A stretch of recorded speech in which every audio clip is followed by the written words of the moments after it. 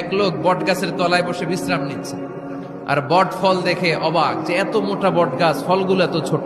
বট ফল ছোট হয় না নাকি এত বড়? আর পাশেই ছিল কুমড়া গাছ, লাউ গাছ। আল্লাহরে গালে দিতেছে, আল্লাহর কি রুচি! চিকন চিকন কুমড়া গাছ, চিকন চিকন লাউ গাছ, এত বড় ফল, আর ইয়া মোটা বট গাছ, এতটুকু ফল। আল্লাহরে গালি দিতে দিতে ঘুমায় গেছে। আল্লাহরে গালি মারতে মারতে কখন যে ঘুমায় গেছে নিজেও জানো। হঠাৎ একটা বট ফল পড়ছে একেবারে নাকে, লাফ দিয়ে উঠেছে।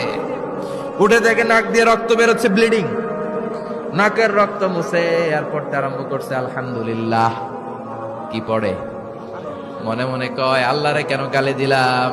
ওই কুমড়া যদি এইখানে হইতো, ওই লাউ যদি এইটার উপরে হতো, কুমড়া যদি একটা নাকের উপরে পড়তো, আমি নিজেই কুমড়া হইয়া যাইতাম। ঠিক কিনা? সুবহানাল্লাহ পড়েন। মা খালাকতা হাযা বাতিলা।